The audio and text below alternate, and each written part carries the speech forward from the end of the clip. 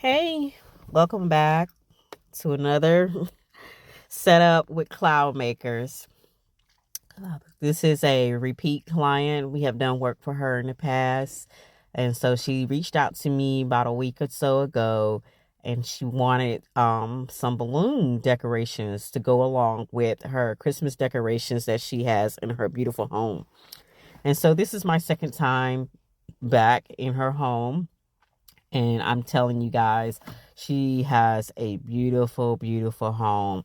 Um, the decorations that we saw in there were just so immaculate that I almost felt a little bit, timid about putting my balloons next to the tree and everything that we saw in there. But anywho, as you can see right now, we're starting off with just tying the base of the balloons to the railing.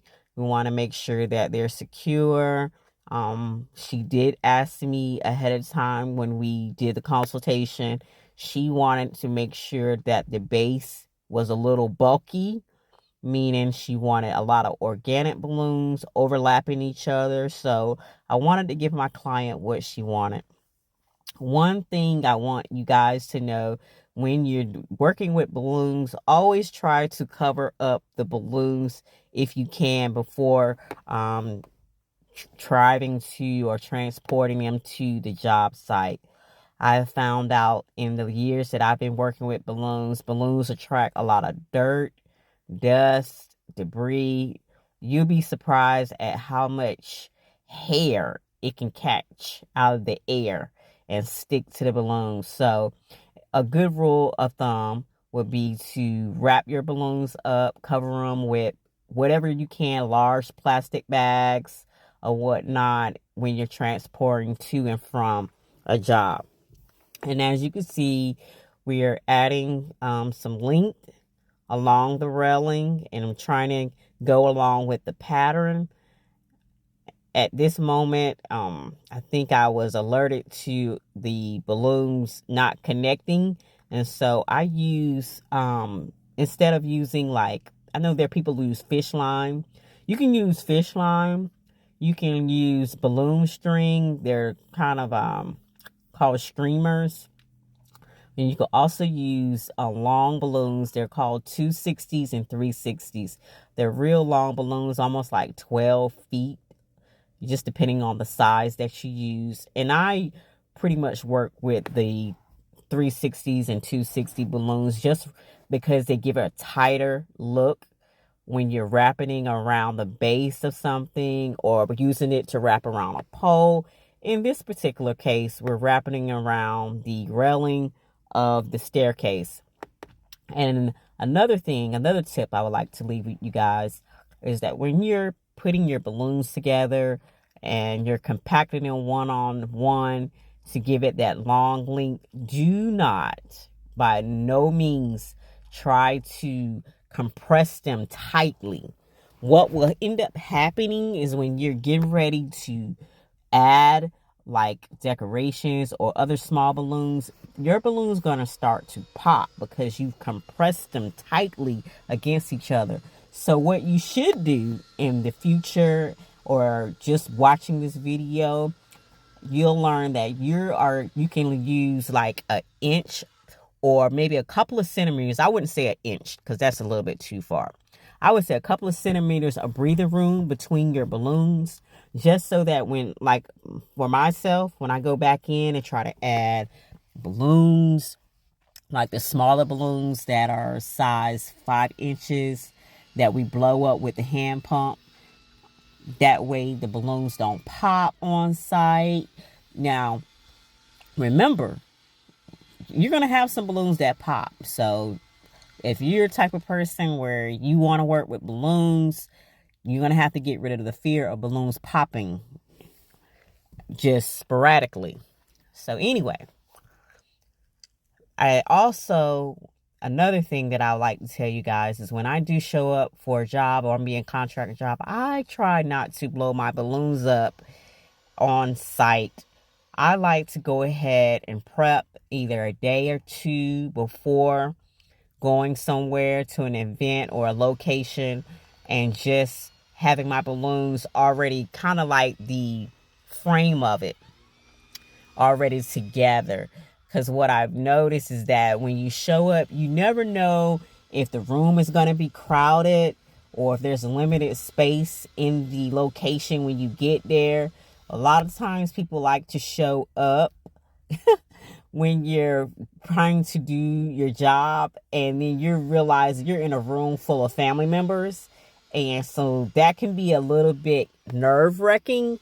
And I know for myself it is. So I try not to blow balloons up when I'm in a room full of people, simply because I found out, and you'll find this out too, a lot of people watch what you do. And you have people like right now watching what I'm doing right now, and they find that, oh, this looks like easy money. And what I found funny is people will sit there and ask you questions about the job that you're doing so that they can go back and do it themselves. Hey, I do want to say that, there's money out here that could be made and there's money for everyone. And so that doesn't bother me. I'm the type of person, if you call me and you have questions, I will get on the phone with you and tell you, hey, the step by step, because I had to learn on my own. And a lot of YouTube videos helped me out, as well as asking questions with other people that been in the business longer than I have. So there's no bad blood or jealousy or competition on that part. But I don't like blowing up balloons in front of people, simply because it's just, when you're bringing a certain creativity in that moment, you don't want to see your creativity duplicated, or you go online and you see that somebody else has taken the very idea of what you have done and done it for themselves. And it's funny that I can do a job and post a video and post a picture, and I would probably get maybe 2 or 3 feedback responses, and someone else can post almost the same exact work that you do, and it's almost comical. The algorithm gives them, I guess, enough traction to their site or post that they become a little bit more profitable. So I do want to say I've been doing this since 2015, and I like what I do, but I'm not going to lose sleep over not getting the amount of customers and the amount of money that I would like to get. It's another thing that I want to leave with you guys, is that when you're contracting these jobs, always compare your supply list with the amount of labor that you're going to put in your job. So that way you are paying yourself and you are not, how could I say it, going broke. So that's a good reminder when you're doing, because what will tend to happen in your time as a balloon artist, people will do a job almost similar to you, and because they don't know about the prices or they don't stick to the competitor's price, people price shop. And when they price shop, they say, hey, can you do this job for me? They'll find a picture or inspirational picture they see online, and you'll quote them the price based off your experience in the field. And someone else could have been just starting their balloon company within a year or less, and they'll quote you $100 less.